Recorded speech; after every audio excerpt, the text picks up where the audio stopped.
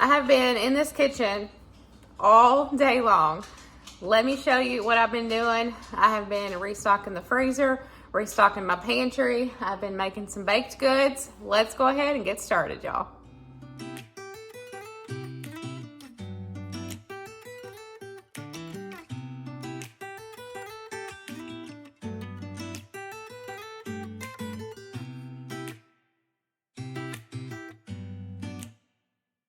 It is time to restock my home canned pintos. So I looked up and got this 2-pound bag of pinto beans at my local salvage store for 99 cents. Such a good deal. And I can normally get, with 2 pounds of dried beans, I can get 10 pint size jars. So that is literally way cheaper than buying them already canned at the grocery store. So I love getting them this way, especially getting them at a salvage store when I can get them so cheap. It makes it even cheaper for me to be able to do these at home myself. So what I'm going to do, I'm going to go through, give them a wash, pick out any bad ones, and then I will put a half of a cup per jar, and then I'll add some salt and then top it off with water and get them processed in my pressure canners. I do not soak mine. I know there's a lot of people that do. You pick what method works best for you. I've never had any issues with them doing them straight from dried, so I'm all about skipping a step. Y'all know that. So I'm gonna go ahead and get these washed up, and get them processed. So I'm just adding a half a cup to each jar.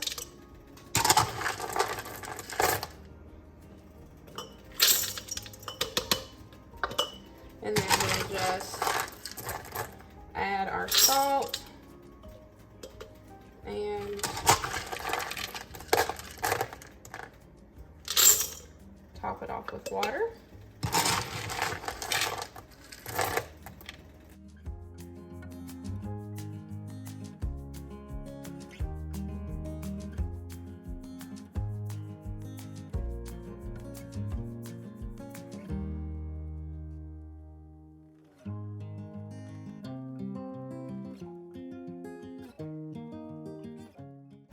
Okay, I'm going to add in a half of a teaspoon of salt to each one.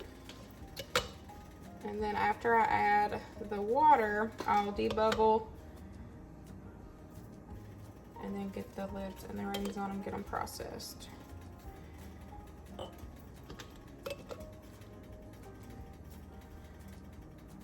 I wanted to make sure to thank you guys. I posted a video like this last week and y'all just blew me away with the views and subscribers that I gained just alone from that video. This is something right now that is like a true joy to me. Love the whole, cooking things from scratch, making more things myself, being more self-sufficient. And it's just so much fun doing this in the kitchen, and I just wanted to make sure to thank you guys. Just for being here in general, but like just loving the same stuff that I love. Because, I put a lot of work. Yes, I'm doing this for myself, but it still takes time to, pick the camera up and film these things. And, slow the process down to teach you these things as well. And yes, I'm still new. And that is part of why I might not go into detail on like canning times and temperatures and like all that stuff. And I'm also a rebel canner, and so there's some things that people don't approve of, but like just the stuff I do share, people that I help and everything, I just wanted to make sure to tell y'all thank you because it means the world to me.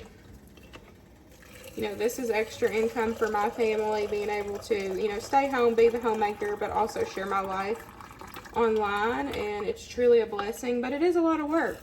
And so, just wanted to thank y'all for being here.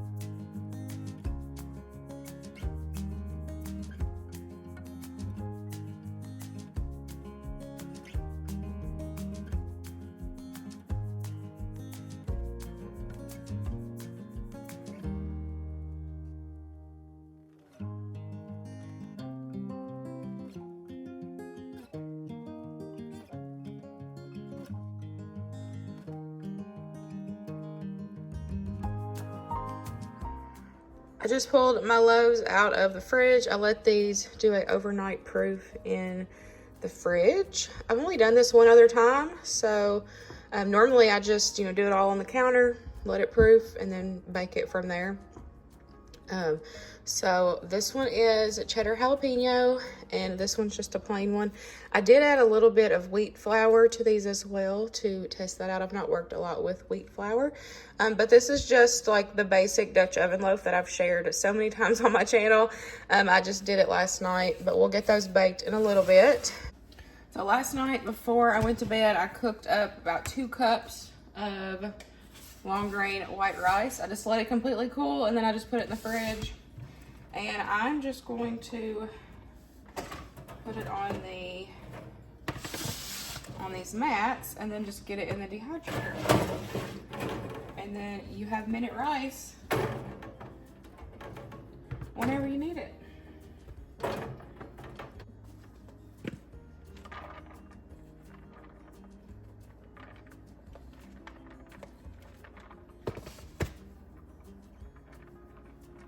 So I'm just gonna try to get it as even as I can, and then as it dries, I'll check on it, and if there's any clumps, I'll try to break those up throughout that drying process.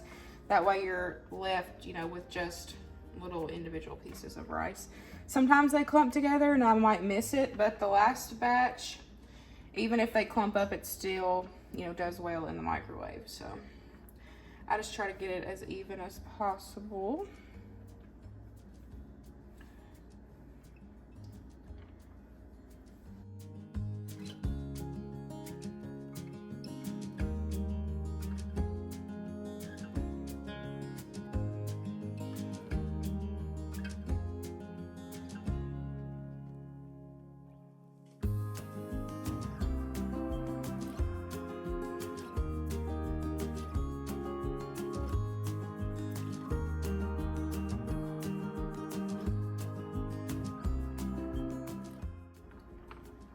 Okay, so I got 3 trays out of that 2 cups of rice.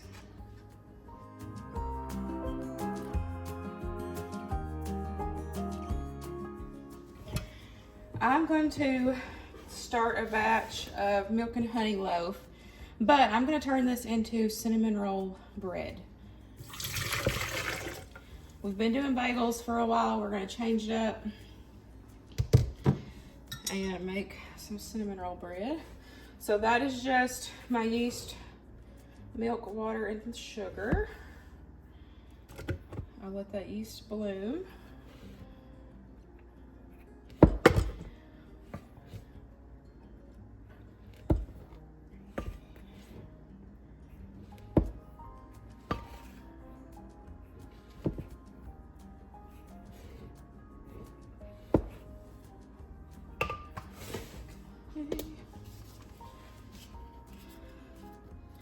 And then I'm just gonna get this going in the bread machine. It will take about, it will take about an hour and a half.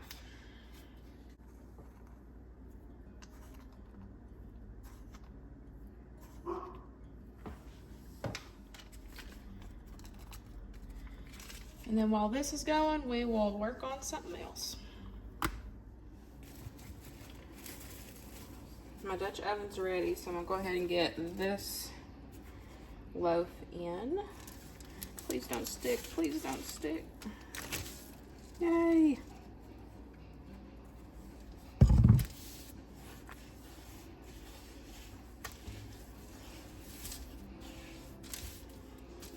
And I think I'm gonna do something over here. Do a line and then some little lines.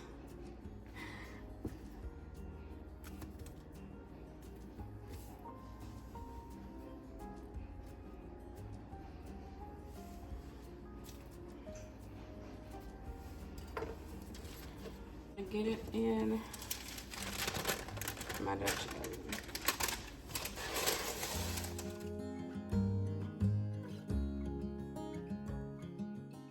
Okay, so I'm going to work on some meals in a jar. We're gonna do it's not gonna be a full meal. It's just gonna be like a potato soup starter.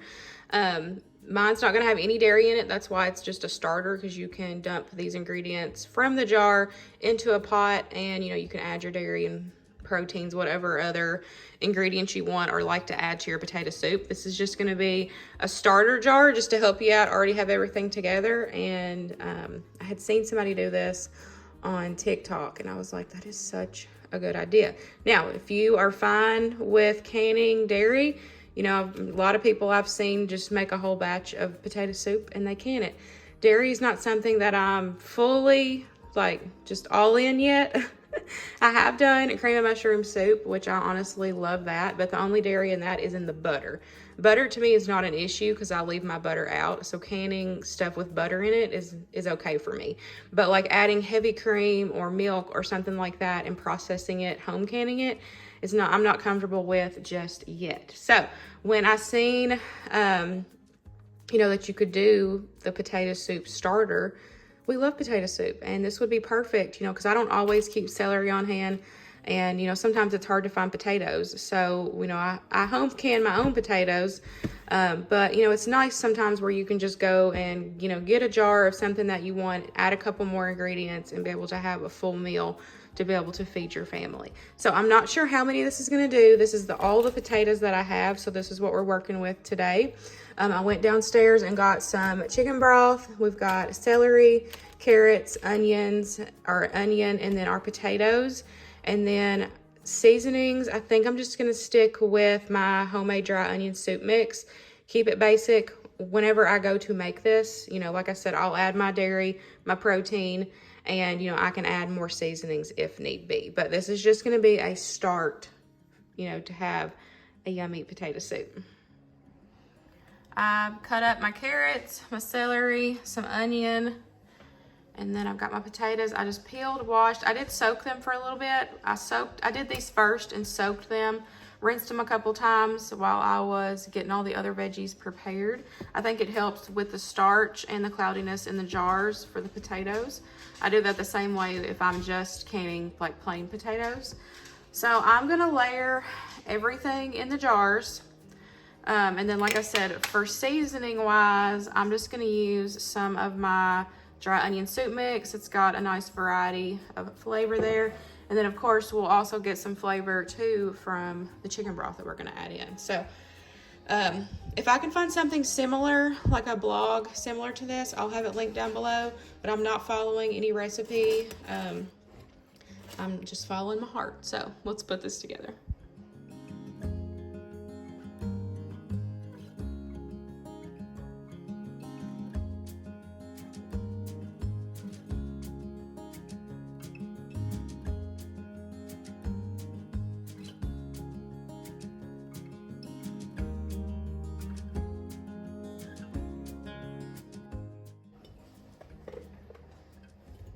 Okay, so I just divided those potatoes up into 3 jars, since that's all the potatoes that I have.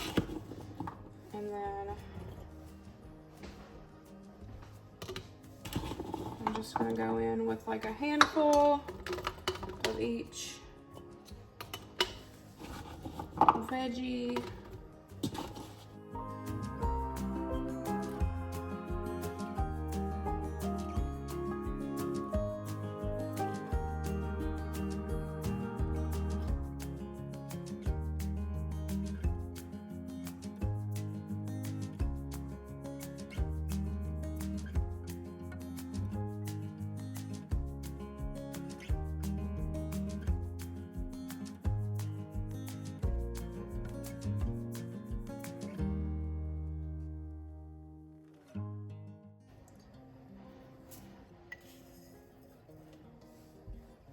And then I'm just adding a tablespoon of the soup mix.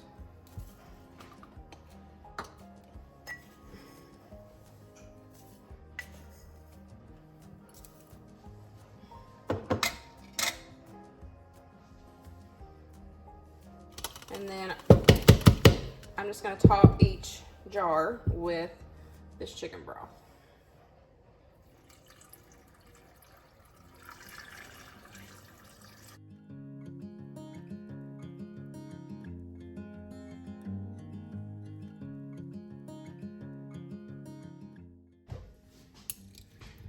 And then I'm just gonna take and debubble, add more broth if I need it, and then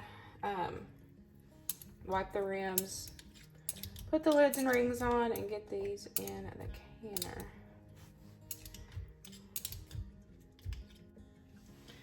The first loaf just come out. It's not the prettiest, but hope it tastes good.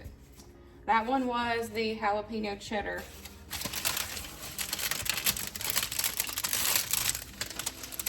So now I'm gonna do the second one.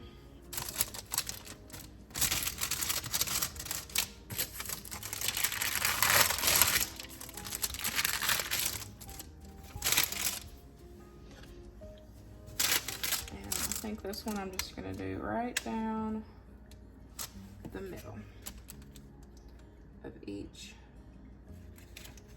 side.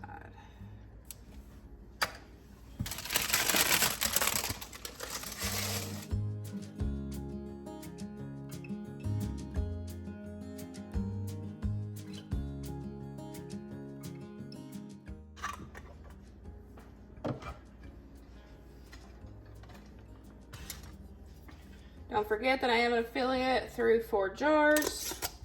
My link is always in the description box. My code is also in the description box. It is everyday10. If you use that at checkout, you can get some money off. Still at 100% seal rate.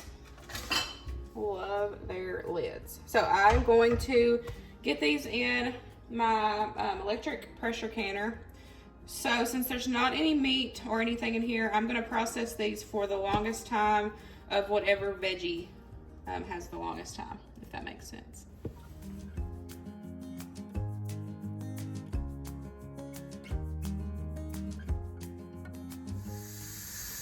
My canner's got 1 minute left, so it is hissing like crazy. But this dough is ready for my cinnamon roll bread. So I'm gonna take this one batch and divide it up into 2. I can get it out.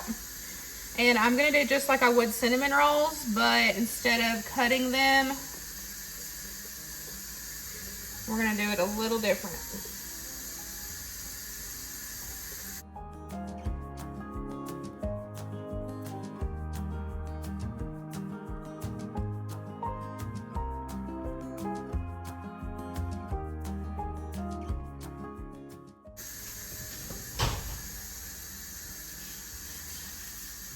So I'm just gonna roll this out as thin as I can get it.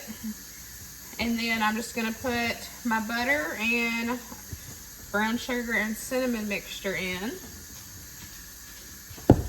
And then roll it up. And instead of cutting them all the way through like you would a cinnamon roll, we're gonna cut it a little bit and we'll move it to the side, and that way it's still intact, so it's gonna make a loaf of bread instead of it being individual cinnamon rolls. But I do use this dough for regular cinnamon rolls too, so you can do that if you want.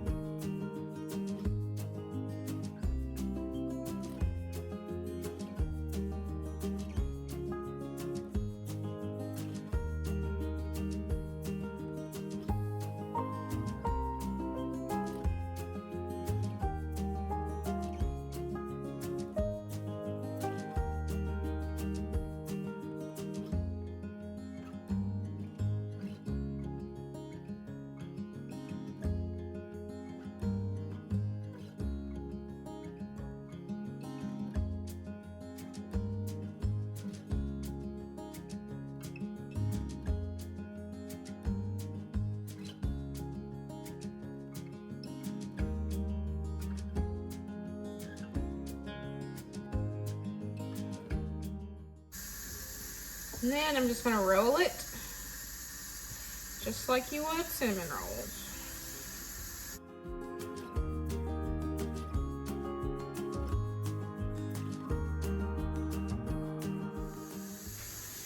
Okay, so I've just moved it to this parchment lined cookie sheet. So what I'm gonna try to do is cut them, but not all the way through.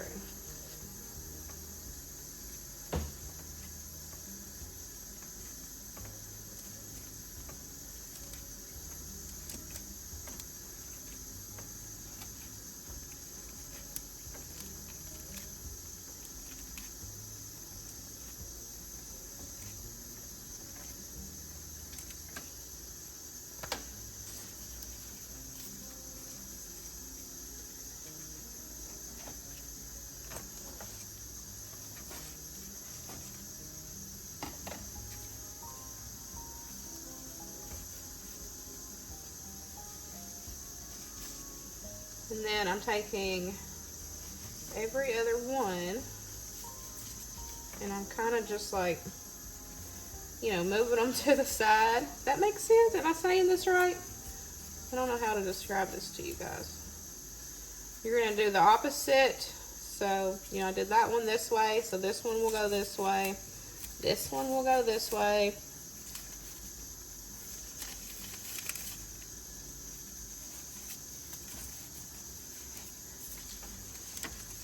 So see, it's like so pretty.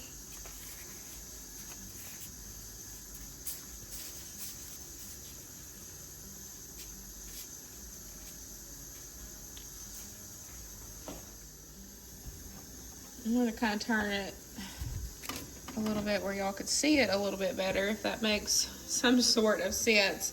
So I just kind of took, you know, every other one and just pushed them closer together, but moved it out.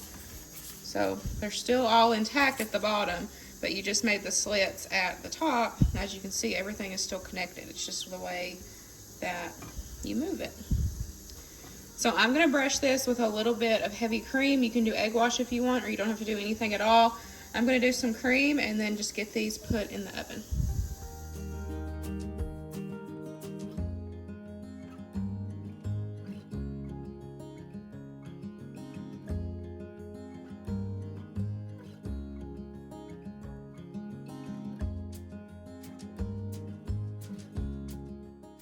Both of them are done, so I just moved them to wire racks, and I'm gonna let them cool while I'm going to get Winston from school, and then I'll come back and do a quick glaze on them. You don't have to do an icing or glaze, but come on now. It's just gonna make it even more yummier. But they're so pretty. Just made a quick glaze. Now, normally when this isn't the same thing I use when I do my regular cinnamon rolls. When I do my regular cinnamon rolls, I do heavy cream and powdered sugar. But I wanted to do milk and powdered sugar because I want it to kind of set up. So I'm just gonna give it a drizzle. Definitely made way too much, but it'll be all right.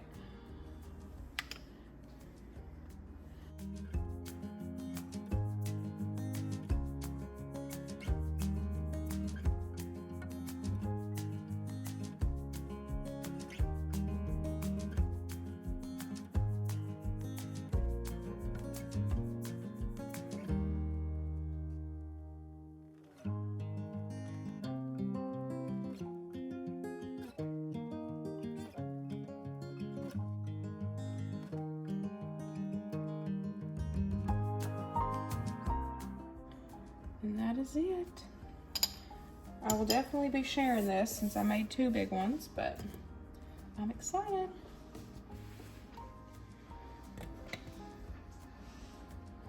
I pulled the soup starters out. Looks so pretty. I'm just gonna let them sit and cool down. So I'm gonna do, I've got 8 pounds of ground beef here. I had to divide it up because I don't have a big enough bowl. So I've got 4 pounds in each. So I'm gonna make a bunch of meatballs to put in the freezer. We like having meatballs, but I hate making them like right when I need them. So bulk batching them, putting them in the freezer, having them ready to go, just like you would, you know, buy meatballs from the grocery store. This is gonna be super helpful for me. So I keep it simple. I'm gonna add some seasonings, garlic. I do 1 egg per pound, and then breadcrumbs or oatmeal, you know, whatever you choose to use. Okay, I had to go get my oatmeal. But you can use, you know, whatever breading you want just to combine it all together. So I'm gonna add everything. I don't measure, I just do it by feel. And seasonings I'm gonna add is salt, pepper, paprika, garlic powder, a little bit of parsley, and I have some ground mustard as well. And I just scoop them up, go ahead and bake them. I've got my oven preheating to 325, and I'll just bake them until they're baked through and then let them cool, and we'll pop them in the freezer. So I'm gonna go ahead and get this going.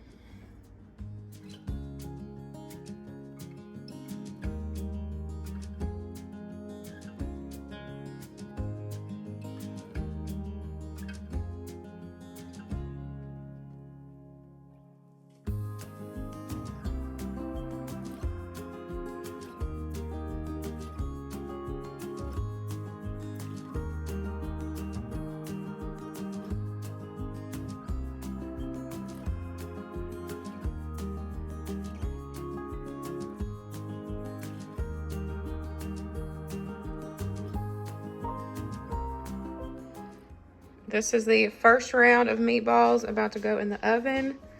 And I still have this and this whole bowl.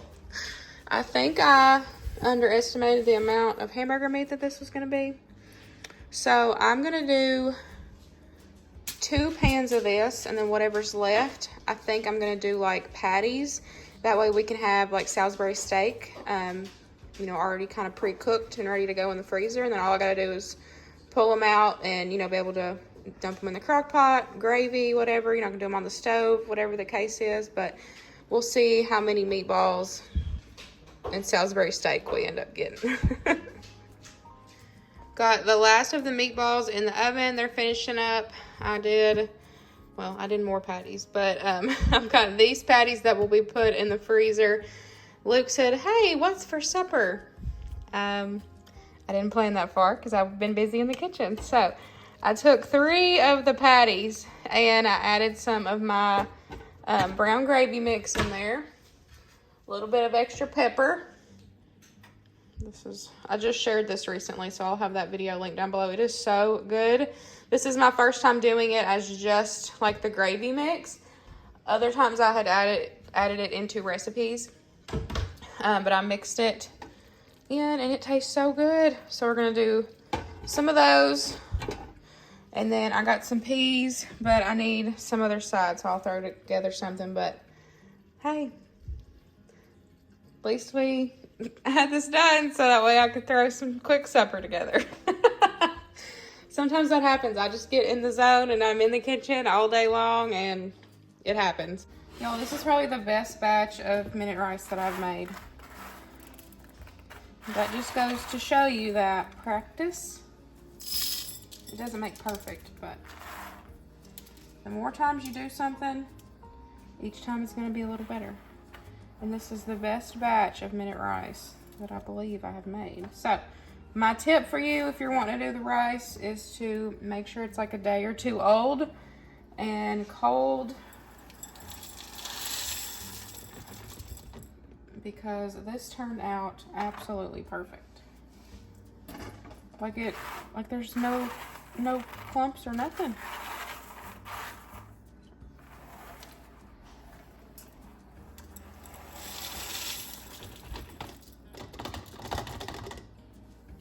So I'm gonna let it condition on the counter for a couple days. And I've talked about this before, but I just take, you know, turn it every day. You're looking for moisture in the jar. That way you know it's completely dry, and then you can, you know, if you don't see any moisture, then you can go ahead and put it up. If you do see moisture, just pop it back in your dehydrator. As long as there's no mold, you're good to go. So, and that 2 cups of rice gave me almost a full quart of minute rice. Yay. These are completely cooled now, so I just wrapped them up. I'm gonna flash freeze them for several hours, maybe overnight, because I'm tired. We'll see how late I stay up. But once they flash freeze, I will just divide them up into portions and put them into freezer bags. I like to flash freeze them, that way they don't stick together. And then technically I don't need to flash freeze, you know, the burgers. I can just put them in a baggie, but I do have some meatballs in here that I didn't have room for on here. So we're just gonna flash freeze it all and then we'll get it divided out. But we've got a meal of the Salisbury steaks, it's what we call them. And then I didn't count the meatballs, but we've got several meatballs in here and then this whole tray of meatballs. So I'm so excited. I got the meatballs all packaged up. So we ended up getting 4 meals for the meatballs. There's about, let's see, there's 20 in each bag, but 3 of them have an extra one. So there was like, I think 80, 20, 40, 50, there's like 83, I think. So I'm super excited that we have 4 meals of meatballs that I don't have to worry about for a while. And then got just 1 pack of the Salisbury steak. I would have been able to get 2, but luckily, you know, I had them ready so we could eat tonight. Now I just need to get into the habit of, like, when I get down to like 2 bags of meatballs, to like do this again. That way I can keep my stock and, you know, not, you know, just try to keep myself ahead, you know, where I don't have to buy them from the grocery stores often. So that's why I like making, you know, this food convenient to me. And, you know, by making it, bulk batching it and doing it this way, I can just go into the freezer and grab this versus worrying about buying it from the grocery store. And I had I mean, of course we had to buy these things, but I had everything on hand to prep this, you know, to have for future meals. So it's pretty cool. But I hope y'all enjoyed today's video. It was a long one, so if you're still hanging in there, I appreciate it. Hope you enjoyed it, and I'll see y'all in the next one. Bye, guys.